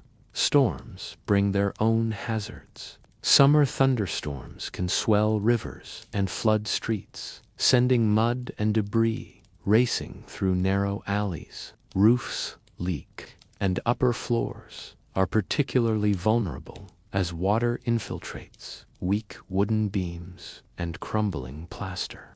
Citizens hurry to cover food and protect belongings, but in the chaos, accidents happen. A slippery street or a falling shutter can lead to injury. Floods are a persistent concern for those near the Tiber heavy. Rain and the river's unpredictable flow can inundate lower-lying districts. Streets transform into rivers, washing away market stalls and possessions, forcing entire neighborhoods to evacuate temporarily. Houses on low foundations are especially at risk, their ground floors often submerged in water, mud, and debris. Fire is often intertwined with natural forces as well. Lightning strikes tall buildings or ignites wooden beams during storms. Wind spreads flames rapidly through dense neighborhoods. Nature can amplify the hazards that already exist in the city. Heat waves in summer and bitter cold in winter add quieter threats. Romans without adequate shelter struggle with exhaustion or hypothermia. The poor, crowded into insulae, are particularly vulnerable. Even the well-off must ensure their water supplies and stored foods are protected. Disease often follows in the wake of natural disasters. Flooded streets and contaminated wells can lead to outbreaks of fever or dysentery. When a storm or earthquake strikes, the city's fragile infrastructure, its roads and aqueducts can be damaged, compounding the difficulty of survival. Yet, for all this danger, life goes on. Romans learned to anticipate the seasons, prepare for storms, and observe the signs of tremors. Communities often come together to rebuild after floods or storms, sharing resources and labor in a city that has endured centuries of events. In this way, natural dangers are woven into the fabric of life.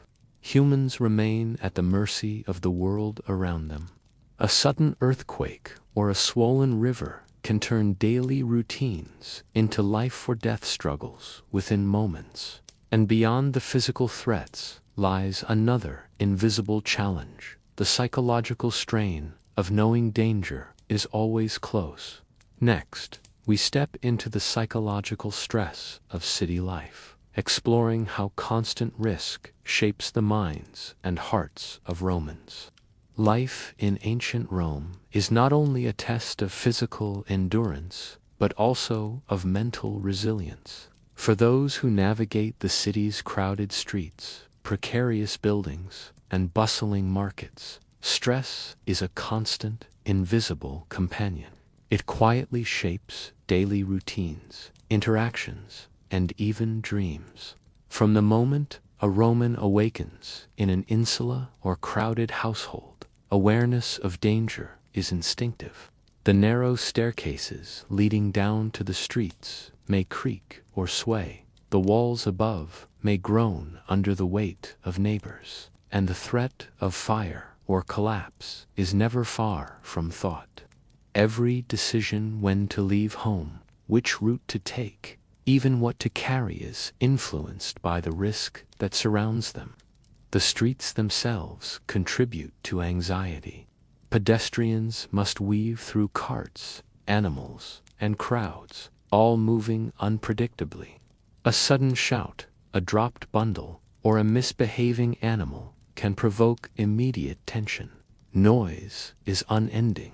Vendors call their wares, children play and cry, and distant clatter from construction adds to the ceaseless hum.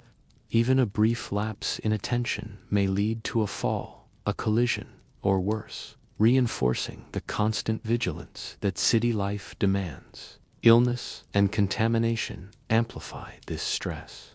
Water may be tainted, food may spoil, and disease can spread silently through crowded neighborhoods. Parents worry for their children, workers consider their weakened bodies, and the poor struggle with the reality that one misstep could disrupt survival. Economic pressures add another layer. Daily wages are never guaranteed, jobs are risky, and the poor live in constant negotiation with scarcity. For slaves, the mental burden is heavier still. Obedience, subservience, and the threat of punishment are daily realities. Even the well-off must navigate political tensions, social expectations, and the subtle threats of public unrest. The city itself demands attention, strategy, and adaptation. Social stress permeates every interaction. Trust is a fragile commodity. In markets, thieves and opportunists lurk. In crowded neighborhoods, neighbors compete for resources. Friendships and alliances are critical for survival, but they require effort, observation, and vigilance. The city's rhythm ensures that stress is rarely absent. Morning brings the rush to secure work and food. Midday involves navigating crowded streets and bustling markets. Evening may offer rest, but with fires, crime, and political unrest as ever-present possibilities, relaxation is never guaranteed. Sleep itself may be light and punctuated by anxiety, aware that even during rest, the city outside holds danger.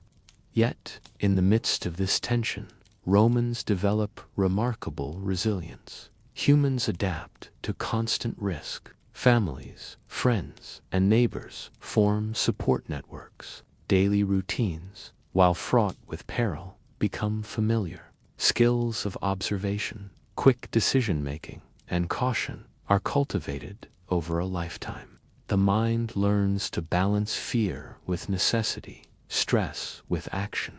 Still, the psychological toll is undeniable. Life in Rome is a subtle, persistent challenge, demanding not only physical survival, but also mental endurance.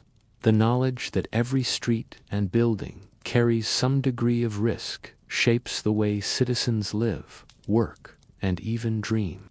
And as stress accumulates, it is impossible to ignore the stark contrast between wealth and poverty. While danger touches all, it is experienced differently depending on social standing, and those disparities are felt deeply. Next, we step into that contrast, comparing rich and poor Romans, and exploring how wealth can change the experience of living. In the bustling heart of Rome, the experience of daily life is strikingly different depending on one's wealth and status. While the city's streets and markets are shared by all, the rich and poor navigate these spaces under vastly different circumstances. The wealthy live in domus, spacious private homes, often constructed of sturdy stone and marble, featuring private courtyards and fountains. Air flows more freely, and the structure itself is reinforced to withstand collapse or fire far better than the crowded apartments of the poor. In contrast, the poor live in insulate towering apartment buildings of wood and brick, often cramped, unstable, and shrouded in shadow.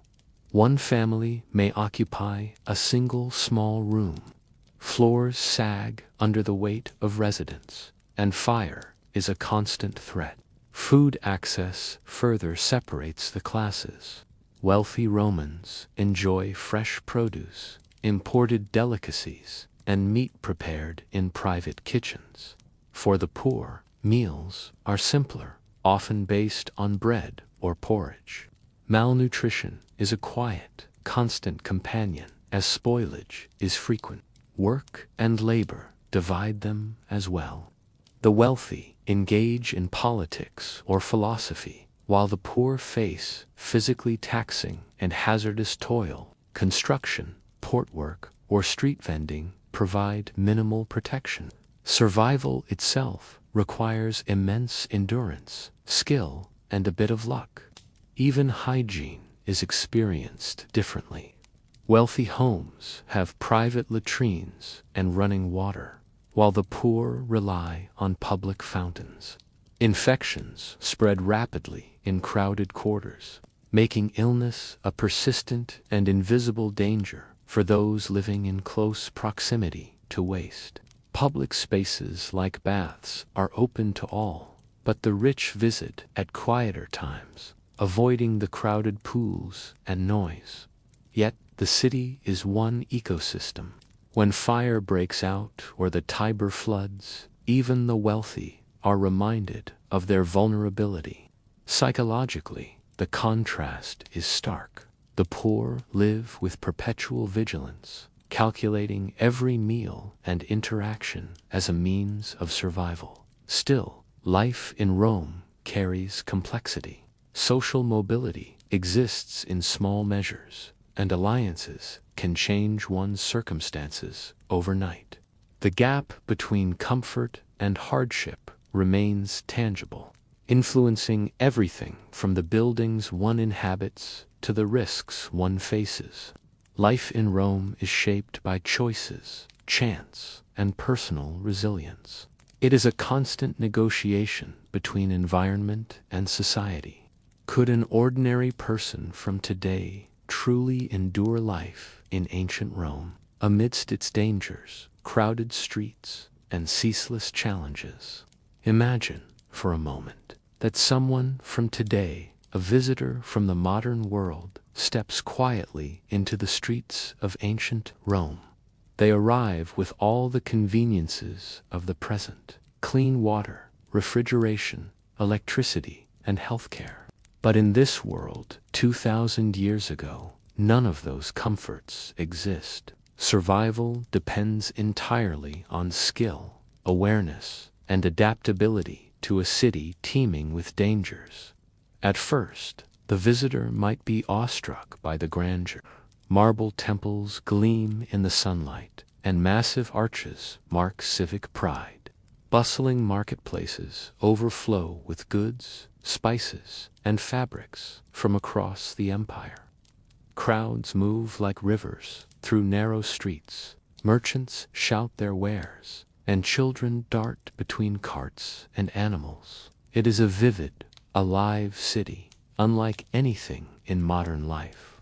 But awe quickly gives way to awareness of risk. Every step must be considered.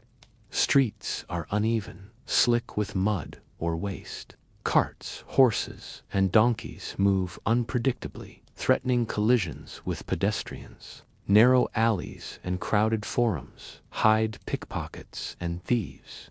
The insolent tall apartment buildings that house most Romans pose a more personal challenge. Floors creak ominously. Staircases are narrow and unstable, and smoke from cooking fires fills the hallways. The visitor would notice the smell of overcrowding, the absence of sanitation, and the ever-present threat of fire.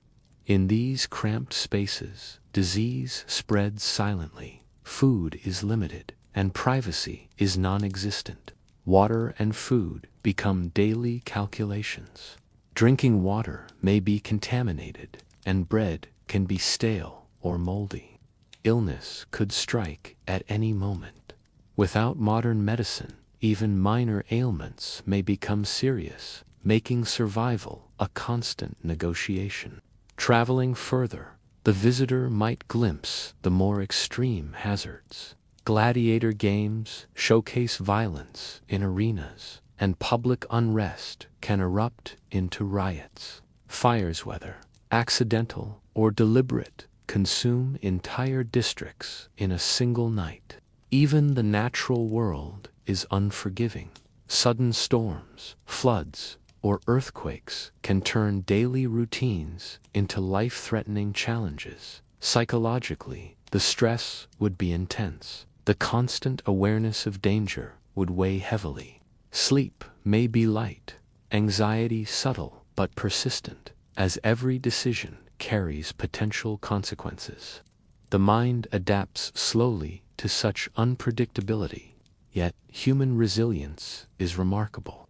Over time, the visitor might find strategies to survive. Observation becomes a tool.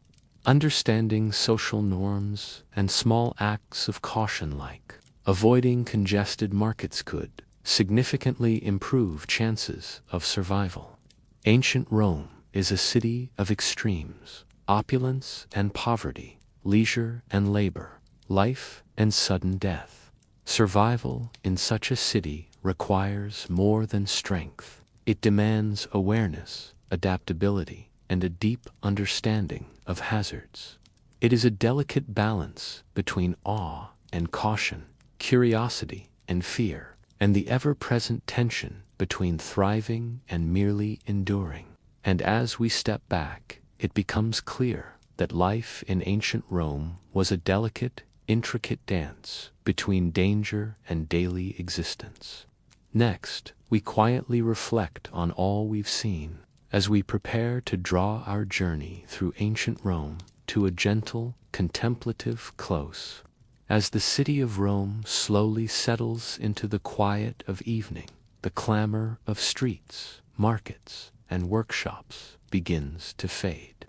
The noise of carts, animals, and shouting merchants is replaced by the soft creak of insulae settling, distant voices echoing from the forum, and the gentle rustle of leaves in courtyards. For those who survive the day's challenges, the night offers a rare moment to breathe, to reflect, and to prepare for what tomorrow may bring. Life in ancient Rome, as we have explored, was a delicate balance between grandeur and danger, comfort and struggle. For the wealthy, life offered relative safety, luxury, and control. For the poor, for slaves, and for ordinary citizens navigating crowded streets, every day carried uncertainty, risk, and effort. Fires, disease, crime, political unrest, and natural disasters all shaped the rhythm of existence, reminding everyone that the city's beauty and power were inseparable from its peril. Yet, despite these hardships, Rome was resilient. Its people, rich and poor, alike adapted, persevered, and found moments of joy amidst chaos. Markets thrived, streets buzzed with life, children played between narrow alleys, and communities supported one another through danger and difficulty. Even slaves, bound by circumstance, found ways to survive and sometimes even thrive, weaving human resilience into the very fabric of the city. Perhaps the most striking lesson of ancient Rome is that survival was not merely about strength or skill, it was about awareness and adaptability. Every footstep in the city, every decision about where to walk, what to eat, or whom to trust, was shaped by both opportunity and risk. Citizens learned to navigate not only the physical dangers of buildings, streets, and animals, but also the unseen hazards of disease and social pressures. As we step back from the crowded insulae, the bustling markets, and the arenas filled with cheering spectators, it becomes clear that Rome was more than an empire of marble, conquest, and politics. It was a living, breathing city of human experiences, each heartbeat echoing with tension, perseverance, and the quiet victories of daily life. Tonight, as we leave the city in its gentle twilight, imagine the soft flicker of oil lamps through open windows, the distant laughter of children playing in quiet courtyards, and the calm settling over streets that once teemed with danger. Life in Rome was perilous, yes, but it was also profoundly human, full of endurance and the small triumphs that make existence meaningful. So as you close your eyes, let the city's rhythms fade into the quiet of your own imagination. The dangers, the chaos, the triumphs all are now tucked safely into the past. And in this calm reflection, perhaps we can carry a sense of wonder and resilience from the streets of ancient Rome into our own dreams. Good night.